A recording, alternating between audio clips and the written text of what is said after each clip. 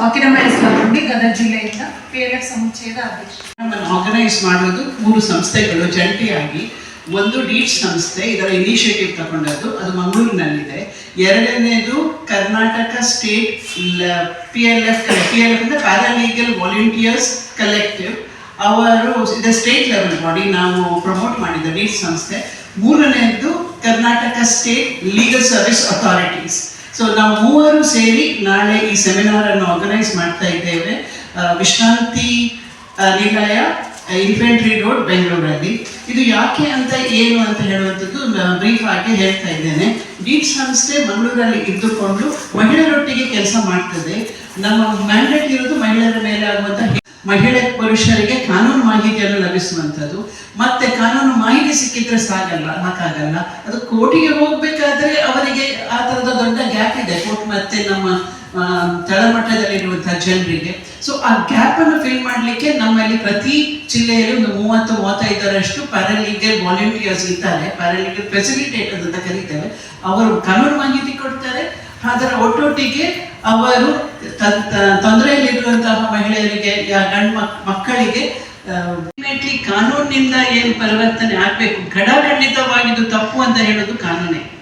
ಅದರಿಂದ ನಾವು ಹೆಚ್ಚೆಚ್ಚು ಮಂದಿಗೆ ಕನ್ವಿಕ್ಷನ್ ಆದ ಹಾಗೆ, ಹೆಚ್ಚೆಚ್ಚು ಮಂದಿಗೆ ಅವರಿಗೆ ಶಿಕ್ಷೆ ಆದ ಹಾಗೆ ಈ ತೊಂದರೆಯ ಈ ಅಪರಾಧಗಳ ಸಂಖ್ಯೆ ಕಡಿಮೆ ಆಗುತ್ತೆ ಅಂತ ಹೇಳುವಂಥ ನಂಬಿಕೆ ನಮ್ಮಿದ್ದಾರೆ. ಮತ್ತೆ ಈ ಸ್ಟೇಟಸ್ ಏನು ಅವರದ್ದು, ಏನು ಚಾಲೆಂಜಸ್ ಇದೆ ನಮಗೆ, ಅದನ್ನು ನಾವು ಸ್ಟೇಟ್ ಮೆಂಬರ್ ಸೆಕ್ರೆಟರಿ ಒಟ್ಟಿಗೆ ಅವರು ಹಂಚಿಕೊಳ್ಳಲಿದ್ದಾರೆ, ಅಡ್ರೆಸ್ ಮಾಡಲಿದ್ದಾರೆ. ಮತ್ತೆ ಖರ್ಚು ವೆಚ್ಚಗಳನ್ನು ಲೀಗಲ್ ಸರ್ವಿಸ್ ಅಥಾರಿಟೀಸ್ ಭರಿಸಬೇಕು. ಇದು ಅವರ ಹಕ್ಕು. ಲೀಗಲ್ ಏಡ್ ಏನು ಭಿಕ್ಷೆ ಅಲ್ಲ, ಅದು ಕಾನ್ಸ್ಟಿಟ್ಯೂಷನಲ್ ರೈಟ್. ಅದು ಯಾಕಂದ್ರೆ ಪ್ರತಿಯೊಬ್ಬರಿಗೆ ಕಾನೂನು ರೀತಿಯಲ್ಲಿ ನ್ಯಾಯ ಸಿಕ್ಕುವಂಥದ್ದು ಪ್ರತಿಯೊಬ್ಬರ ಹಕ್ಕು ನಮ್ಮ ದೇಶದಲ್ಲಿ. ಅದರಿಂದ ಅದನ್ನು ಕೊಡುವಂಥದ್ದು ಡಿಸ್ಟ್ರಿಕ್ಟ್ ಲೀಗಲ್ ಸರ್ವಿಸ್ ಅಥಾರಿಟಿ ಅವರು ತಗೊಂಡು ಕೊಡಬೇಕಾದದ್ದು.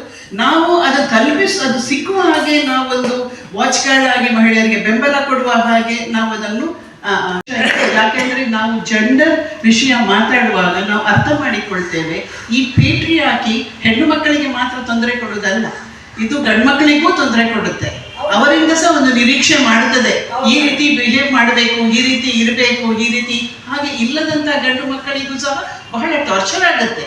ಇವತ್ತು ನಾವು engaging with men and boys is very important ಅಂತ ಹೇಳ್ತೇವೆ.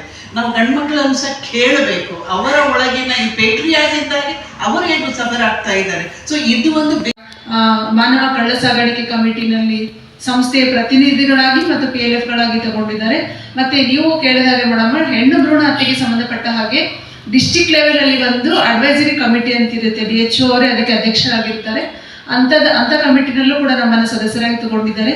ನಾವು ಪ್ರತಿಯೊಂದು ಗ್ರಾಸ್ ರೂಟ್ ಅಲ್ಲಿ, ತಳಮಟ್ಟದಲ್ಲಿ ತರಬೇತಿಗಳನ್ನು ಮಾಡುವಾಗ, ಶಾಲೆಗಳಲ್ಲಿ ತರಬೇತಿಗಳನ್ನು ಮಾಡುವಾಗ ಹೆಣ್ಣು ಭ್ರೂಣ ಹತ್ಯೆ ಬಗ್ಗೆನೂ ಕೂಡ ಆ ಕಾಯ್ದೆ ಬಗ್ಗೆನೂ ನಾವು ಅವೇರ್ನೆಸ್ ಅನ್ನ ಮೂಡಿಸ್ತಾ ಇದ್ದೀವಿ.